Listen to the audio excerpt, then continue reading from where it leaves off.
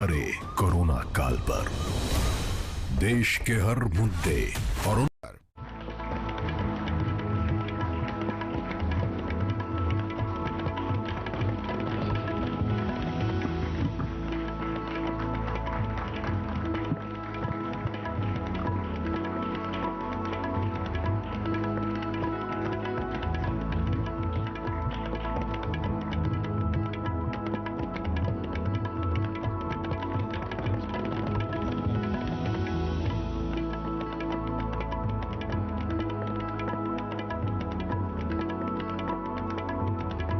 जल शक्ति बहुत इंपॉर्टेंट इश्यू है और शायद ऐसा एक मुद्दा है या एक ऐसी चीज है जो सिर्फ देश में नहीं बल्कि दुनिया में भी एक आकर्षण रखती है। बगैर जल के कुछ नहीं है, हम सारे लोग जानते हैं, इसलिए कोई भूमिका नहीं, सीधे सीधे प्रश्न। सर, जब भी बात जल शक्ति की होती है एक शब्द बहुत तुरंत दिमाग में आता है, जल संकट। तो ये जल संकट वाला शब्द जो है, संकट वाला, इसको दूर कब तक करना है इस देश में, ये सब लोग जानना चाहते हैं। Sir speak. धन्यवाद। हम सब जानते हैं जल जीवन का आधार है जी, और हम सब जानते हैं कि पूरी दुनिया भविष्य में आने वाले दुनिया के लिए, आने वाले लोगों के लिए जल एक बहुत बड़ी चुनौती बनने वाला है। भारत के परिप्रेक्ष्य में यदि मैं बात करूं विश्व को छोड़ करके कि दुनिया की 18% आबादी भारत में है, लगभग इतनी कैटल पॉपुलेशन भारत में है, लेकिन उसके परिप्रेक्ष्य में भारत को दुनिया में उपलब्ध पीने के योग्य पानी, पोर्टेबल वाटर का केवल 4% मिला है। जिस तरह से क्लाइमेट चेंज के इंपैक्ट्स हमारे डोर को नॉक कर रहे हैं, आज सामने खड़े दिख रहे हैं जी, रेनफॉल पैटर्न्स जिस तरह से चेंज हुए हैं जी, निश्चित ही भारत को के सामने बड़ी चुनौती है जी। लेकिन इन सब चुनौतियों को देखते हुए ही माननीय प्रधानमंत्री जी ने पानी का विषय जो डिफरेंट डिपार्टमेंट्स में, डिफरेंट वेरियस मिनिस्ट्रीज में अलग अलग डिस्कस होता था साइलोज में, उस सब को इंटीग्रेटेड करके एक मंत्रालय, जल शक्ति मंत्रालय ऐसा गठित किया है। पानी का सेक्टर बहुत बड़ा है। अगर पीने के पानी के परिप्रेक्ष्य में बात करूं तो माननीय प्रधानमंत्री जी के नेतृत्व में हम जल जीवन मिशन में काम कर रहे हैं और 2024 तक देश के हर ग्रामीण आवास तक पीने का पानी, शुद्ध पानी, समुचित मात्रा में पानी और नियमित रूप से मिले, इसके लिए कटिबद्धता के साथ में काम कर रहे हैं। और मुझे बहुत प्रसन्नता है कि कोविड के आपदा के होते हुए भी हमने पिछले 2 साल में 5 करोड़ से ज़्यादा घरों तक पीने का पानी पहुंचाने में सफलता प्राप्त की है। जी, आजकल एक पॉलिटिक्स में एक शब्द बहुत पॉपुलर है, क्वाइंड है, ठोक दो, ठोक वाली राजनीति। तो मैं वो ठोक वाला ठोक नहीं कह रहा हूं, मैं दूसरा वाला ठोक कह रहा हूं। यहां पे जिस सीट पे आप बैठे थे उस पे कल केजरीवाल जी बैठे थे। उन्होंने कहा कि 25 तक अगर यमुना साफ नहीं हुई तो मुझे वोट ना देना। तो मैं ये मानूं कि देश में 1 गिलास शुद्ध पानी हर व्यक्ति के पास 24 तक पहुंच जाएगा। देखिए, 1 गिलास नहीं, देश भर में 19 करोड़ ग्रामीण आवास है। मैं केवल रूरल इंडिया की बात कर रहा हूं। जी, जी। एक्सेस टू द वाटर, पानी की उपलब्धता की यदि बात करें, राज्यों के जो आंकड़े आते हैं उसके हिसाब से 80% लोगों के लिए एक्सेस था। लेकिन मैं तो क्योंकि पश्चिमी राजस्थान से आता हूं और एक्सेस का अभिप्रेत हमारे यहाँ है कि मैं सिर पर गगरी उठा करके माता या बहन को शायद 2-2, 5-5 किलोमीटर जाना पड़ता है। मैं विश्वास के साथ में ये बात कह सकता हूं कि माननीय प्रधानमंत्री जी के नेतृत्व में 2024 तक हर घर को पीने का पानी मिलेगा और हर मां को सिर पर मटकी उठाकर पानी लेने के जाने के अभिशाप से मुक्ति मिलेगी। उन्होंने एक बात और कही थी, मैं जोड़ देता हूं। उन्होंने ये कहा था कि मुझे वोट ना देना अगर 25 में पानी ना पहुंचा। मुझे लगता है कि इससे पहले, पिछले चुनाव से पहले जो उन्होंने यमुना नदी को पूरा साफ करने का जो वादा किया था, एक बार उसको भी उनको वापस आपको याद दिला देना चाहिए। याद दिलाया था, गया था उनको। क्योंकि मंच पर आना, इस तरह के वादे करना और इस तरह के दावे करना और फिर बाद में उनको भूल जाना, ये कुछ लोगों की फितरत और आदत होती है। बहरहाल वो बहुत मैं इस कॉन्फिडेंट। तरह का कोई भी जी। दावा या वादा किसी भी नदी के बारे में नहीं करना चाहता, क्योंकि ये एक डायनेमिक सब्जेक्ट है और हमेशा बना रहने वाला प्रश्न। मुझे कई मर्तबा कई मित्र पूछते हैं कि गंगा नदी के स्वच्छता के लिए, निर्मलता के लिए आप लोग काम कर रहे हैं, माननीय प्रधानमंत्री जी ने घोषणा की थी, कट ऑफ डेट क्या होगी, किस तारीख तक गंगा शुद्ध हो जाएगी? तो मैं उनसे कहता हूं मित्र, गंगा की अविरलता निर्मलता का प्रश्न जो है वो जब हमारे दादा परदादा थे उस जमाने में भी था, और हम जब दादा परदादा हो जाएंगे तब भी रहेगा, और उससे आगे वाले जब बच्चे जब दादा परदादा हो जाएंगे तब भी रहेगा। कंटिन्यूअस प्रोसेस है, शहरों का इवोल्यूशन होगा, शहर आगे बढ़ेंगे। लेकिन साहब एक चीज तो कहना पड़ेगा, जो वो एक कट ऑफ डेट बताते हैं और उस कट ऑफ डेट पे बड़े ठोक के कहते हैं मत देना वोट। मैंने और दोबारा बोला उन्होंने कि मत देना वोट 25 में अगर साफ ना कर पाया यमुना, और उसका प्लान बताते हैं कैसे यूपी से कैसे हरियाणा से उसको वो क्लीन करेंगे, और अगर नहीं कर पाया तो मत देना वोट। देखिए, राजनीति इलेक्शंस आजकल तो यही है। राजनीति का मंच नहीं है, इसलिए मैं राजनीतिक विषय लाना नहीं चाहता था, लेकिन फिर भी केवल आपके श्रोताओं के संज्ञान के लिए बताना चाहता हूं। 2014 में और 14 से पहले जो प्रोजेक्ट अनाउंस हुए थे, उन्होंने जो क्लस्टर्स की बात की थी, छतरपुर क्लस्टर की बात की थी, रिठाला क्लस्टर की बात की थी, और जो डिसेंट्रलाइज सूवेज प्रोजेक्ट बनाने की बात की, उसमें से एक भी आज तक प्रारंभ भी नहीं हो पाया, लैंड एलोकेट भी नहीं हुआ है। जो प्रोजेक्ट सामान्यतया एक सूवेज इंफ्रास्ट्रक्चर क्रिएट करने में 2 साल का समय लगता है, वर्क ऑर्डर टेंडर प्रोसीजर शुरू होने से लेकर के कंप्लीशन तक 2 से 2.5 साल का समय लगता है। आप दिल्ली सरकार ने, क्योंकि water is a state subject, तो अल्टीमेटली हमको भी दिल्ली सरकार के माध्यम से, राज्यों की सरकारों के माध्यम से काम करना होता है। यमुना नदी पर की शुद्धता के लिए, दिल्ली के सूवेज ट्रीटमेंट के लिए जितने भी प्रोजेक्ट चालू किए गए थे, एक भी प्रोजेक्ट टाइमलाइन से नहीं चल रहा है।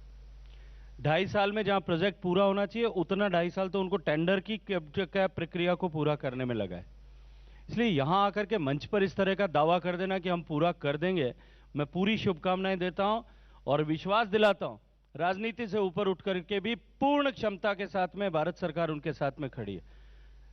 यूनिक प्रोजेक्ट की तरह हमने जो प्रोजेक्ट स्टेट गवर्नमेंट ने अपने फंड से करना कंसीव किया था, प्रारंभ कर दिया था, बाद में कि हम टाइमलाइन पे नहीं कर पा रहे हैं, आप हमको सपोर्ट करें, गवर्नमेंट ऑफ इंडिया और प्रधानमंत्री जी ने सहृदयता दिखाते हुए उसका 50% कॉस्ट बियर करने का निर्णय किया कि हम करेंगे, आप पूरा करिए। वो भी टाइमलाइन से 1.5 साल और पीछे हो गया जी। इसलिए केवल दावे कर देना, आके बात कहना, वोट नहीं देना, उस समय में मैं आपसे आग्रह करूंगा न्यूज़ 18 नेटवर्क से जी कि समय जल्दी बीत जाएगा, थोड़े दिन में चुनाव आएंगे। अब की बार जब चुनाव आए तो ये जो है आज वाला वीडियो बचा करके रखिएगा, आपके और मेरे दोनों के काम आएगा। जी बिल्कुल साहब। लेकिन एक सवाल बहुत महत्वपूर्ण है जिससे कि मैं दूसरी तरफ बढ़ूं, और वो ये कि जब मैं गांव की तरफ घूमता हूं या जाता हूं, कस्बों में जाता हूं, तो छोटे छोटे नलों पे, हैंडपंप्स में 100-100 200 कंटेनर्स, बाल्टियां, बर्तन लेके बच्चे, औरतें खड़े रहते हैं। और पिछली बार मैं जब घूम रहा था अभी इसी भरतपुर के आपके पास इलाके के आसपास और उत्तर प्रदेश में, तो मैंने पूछा कि भाई पानी भरते हो? बोले हाँ पानी भरते हैं। बोले तुम मैंने दूसरे से पूछा लड़के से कि भाई तुम पानी भरते हो? बोले हाँ पानी भरते, जब माँ चली जाती है मामा के यहाँ तो मैं पानी भरता हूं। तो मैं ये जानना चाहता हूं कि क्या कोई ऐसा सर्वे कभी किसी ने करने की कोशिश की, या आपका मंत्रालय सोचता है कि कितना ह्यूमन रिसोर्स, कितने बच्चे पानी भरने में दिन भर लगे रहते हैं? और आज की दिल्ली में भी रोज लोग, कुछ लोग ऐसे हैं, काफी संख्या है, जो सुबह 3 बजे उठते हैं पानी के लिए। देखिए, पहले मैं गांव की बात करूं जो आपने प्रश्न किया है। देश भर में 19 करोड़ से ज्यादा ग्रामीण परिवार हैं और 3 करोड़ 23 लाख परिवारों तक ही आजादी के पहले अंग्रेज के जमाने से जब काम शुरू हुआ था तब से लेकर के, और 2019 में जब माननीय प्रधानमंत्री जी ने 15 अगस्त को लाल किले के प्राचीर से जल जीवन मिशन, हर घर में नल और नल में जल ये घोषित किया था, उस दिन तक केवल 3 करोड़ 23 लाख घरों तक पानी पहुंचा था। मतलब ये समझ लीजिए कि लगभग 15 करोड़ 75 लाख से ज्यादा घर ऐसे थे जिनके बच्चों को, माताओं बहनों को पानी लेने के लिए घर से बाहर जाना पड़ता था। अब उनमें कितना समय उनका जाया होता था उसका कैलकुलेशन आप थोड़ा लगाएंगे तो शायद, क्योंकि देश बहुत बड़ा है, अलग अलग तरह की भौगोलिक परिस्थितियां हैं, ज्यादा आसानी से लगा सकेंगे। छोटे छोटे बच्चे हैं, एग्जाम्स छूटते हैं उनके।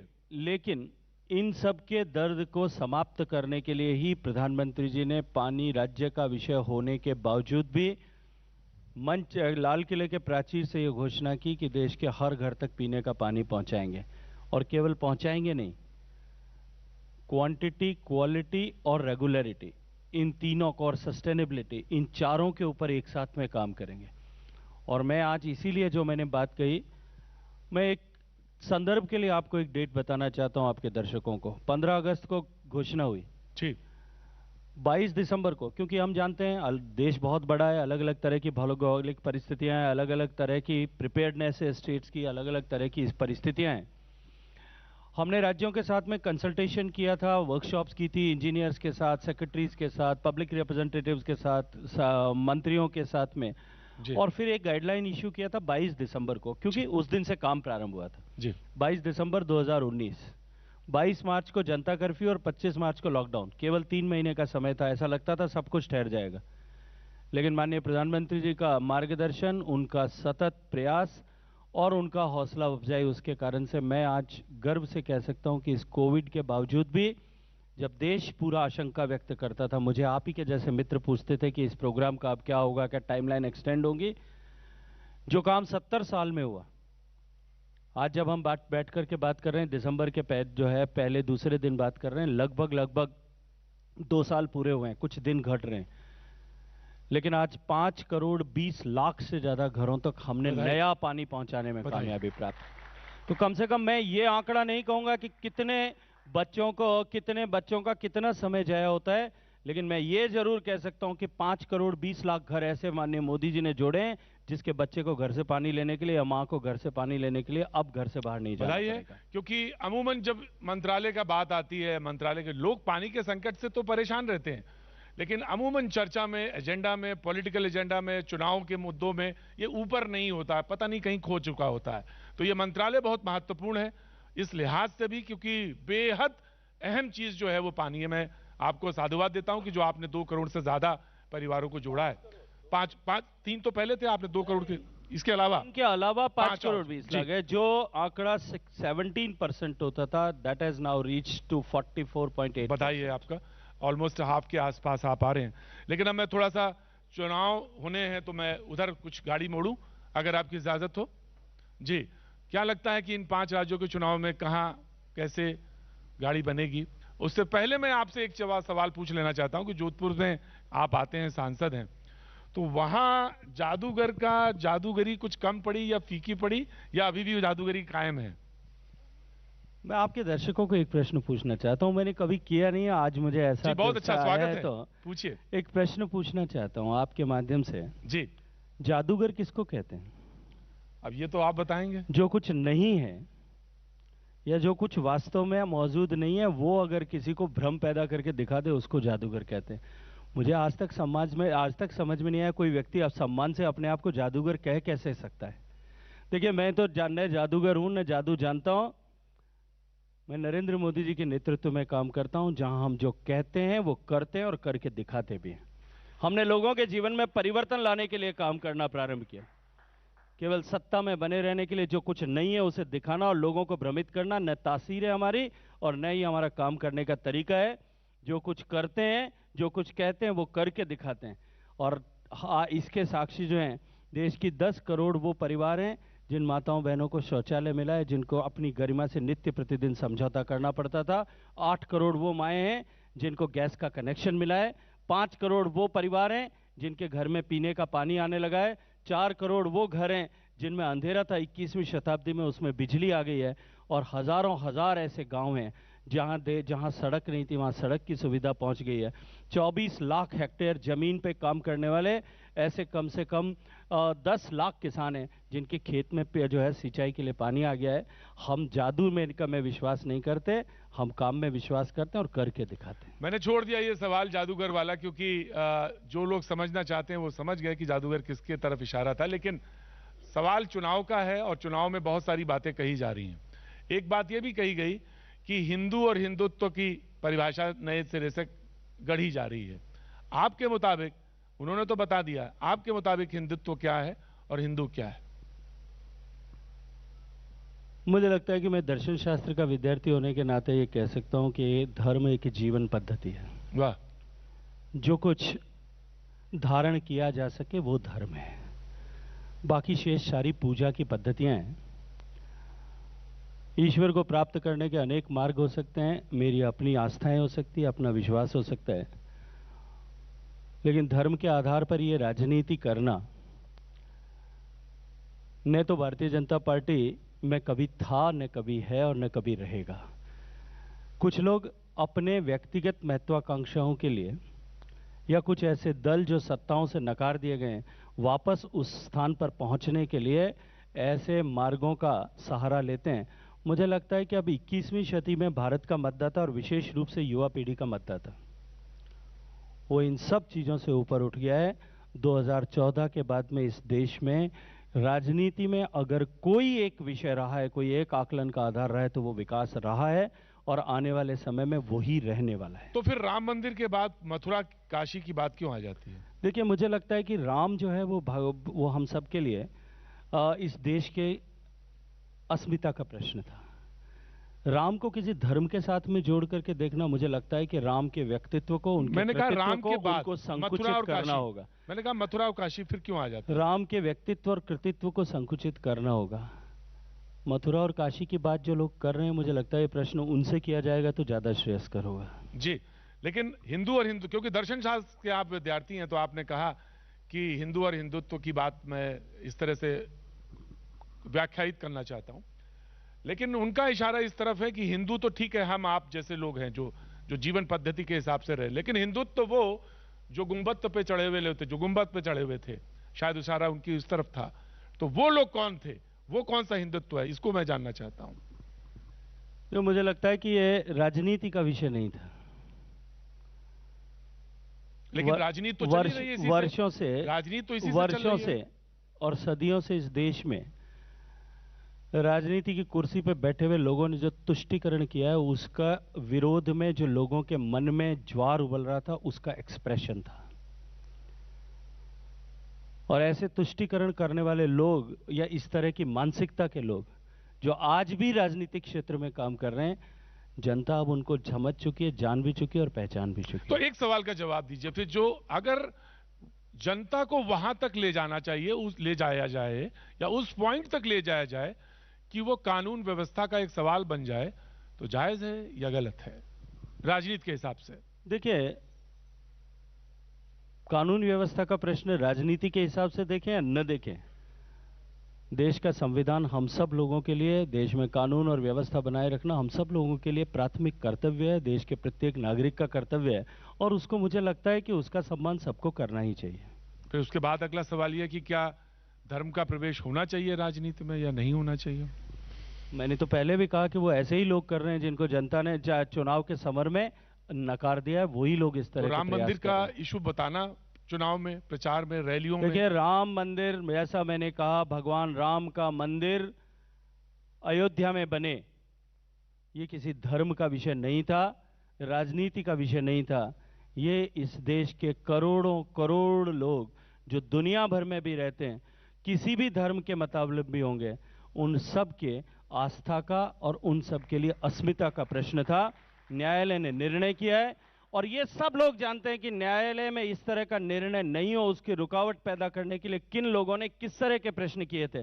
मुझे लगता है कि ये प्रश्न धर्म के बारे में आज आपको उनसे करना चाहिए जो एक दिन सरकार में रहते हुए राम के अस्तित्व को नकारने की बात करते थे और आज तिलक लगा करके और भगवान का जो है गले में डाल करके राम की पूजा करने के लिए मंदिर में जाते हैं। उनको शायद ये प्रश्न करना चाहिए।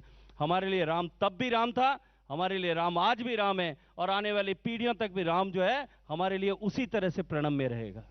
बहुत अच्छी बात कही आपने। तो फिर आपके हिसाब से वो जो जनेऊ पहन लेते हैं ऊपर कपड़े के, तो वो नकली हिंदू, और आपने बताया वो असली हिंदू, असली और नकली हिंदू। मुझे लगता है कि मैं उसके लिए अधिकृत नहीं हूं कि मैं व्याख्या करूं कि किसी के धर्म के ऊपर कि वो नकली हैं या नहीं हैं।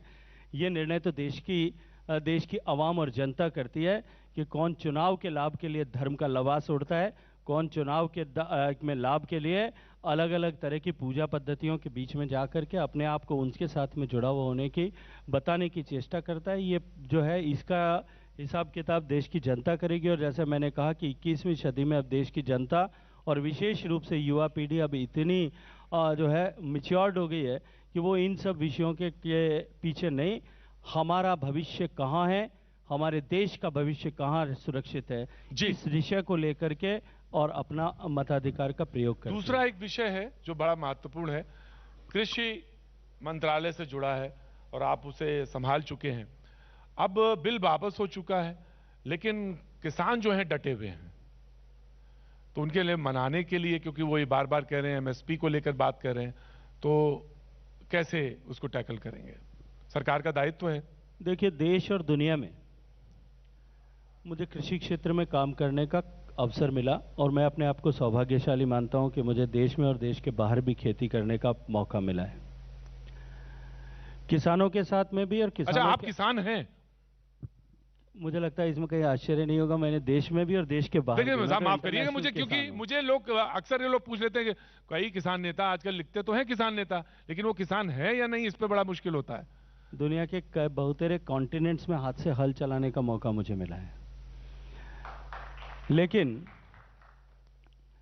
इसके साथ साथ में किसान आंदोलनों के साथ में भी काम करने का अवसर मिला है, कुर्सी के उस तरफ बैठ करके भी और कुर्सी पर बैठ करके भी, दोनों तरह से।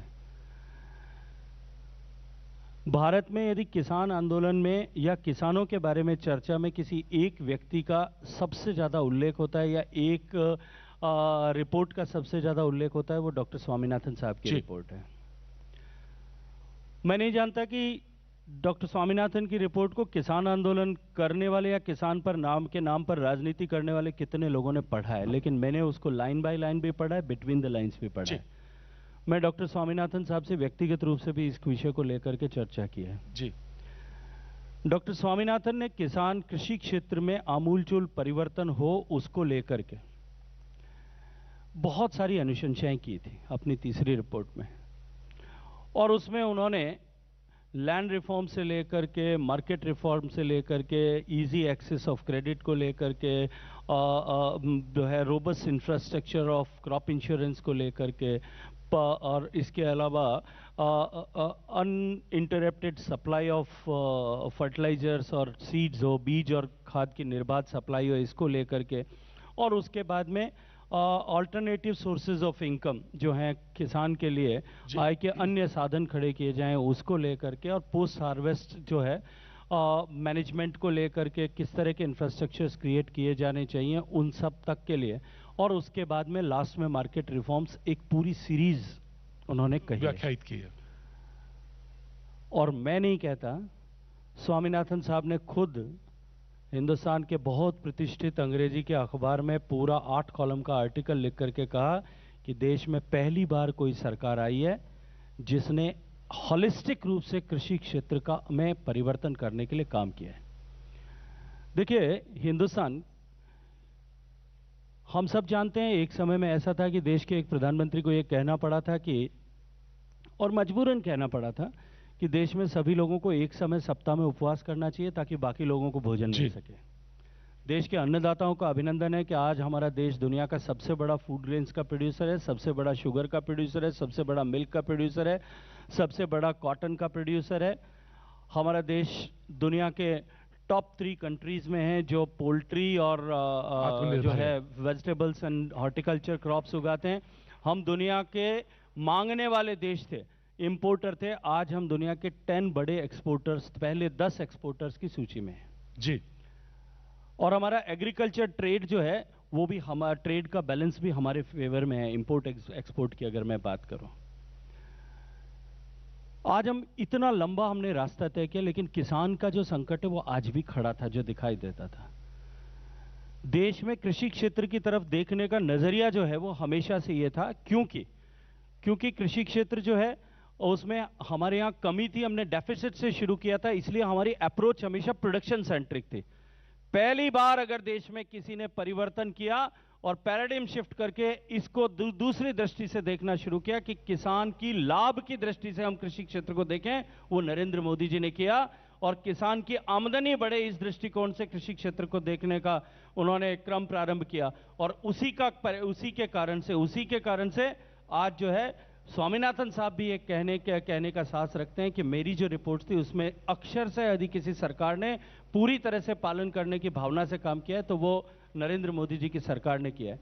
अब कतिपय लोग हैं जिन लोगों की राजनीति शायद इसको लेकर के चलती है, कुछ लोग ऐसे हैं जिनको लोकतंत्र के समर में जनता ने नकार दिया है, वो किसान के कंधे पर जो है वो बंदूक रख करके गोली चलाना चाहते हैं। उनके अपने राजनीतिक लक्ष्य होंगे, राजनीतिक महत्वाकांक्षाएं होंगी जी। पर देश का किसान समझता है, देश का किसान और कृषि क्षेत्र में काम करने वाले व्यक्ति भी अपना हित और हित समझता है। मुझे पंजाब में काम करने का अवसर मिला है, मैं धरातल में पंजाब के गांव में जाकर के देखता हूं और महसूस करता हूं कि जो डायरेक्ट बेनिफिट ट्रांसफर पंजाब में हुआ है, माननीय प्रधानमंत्री जी ने किया है, जो प्रोक्योरमेंट पंजाब में बढ़ा है, उसका बहुत सकारात्मक प्रभाव पंजाब के किसान पर भी है। थैंक यू सो मच, बहुत बहुत शुक्रिया। और आपने बता भी दिया कि किसान के कंधे पे जो रख के बंदूक चला रहे हैं वो कौन है, तो लिहाजा अभी कुछ देर बाद जब कुछ मंच पे लोग मौजूद होंगे जवाब जरूर लिया जाएगा। बहुत बहुत शुक्रिया साहब, थैंक यू सो मच। आप दोनों का ही बहुत बहुत शुक्रिया। शुक्रिया गजेंद्र जी, शुक्रिया प्रतीक जी। गजेंद्र जी, मैं चाहूंगी कि आप कुछ पलों के लिए रहें क्योंकि मिस्टर संतोष मेनन न्यूज 18 इंडिया की तरफ से आपको भेंट देंगे। सर, मैं चाहूंगी आप मंच पर आएं। चीफ कंटेंट ऑफिसर नेटवर्क 18, एक बार जोरदार तालियों से स्वागत करिएगा। और इस संवाद को सार्थक बनाते हुए चौपाल का हम सभी इस वक्त हिस्सा बनने रहे हैं। तो देश के सबसे बड़े मंच पर संवाद लगातार आगे बढ़ता जा रहा है। मकसद यही है कि सार्थक संवाद के जरिए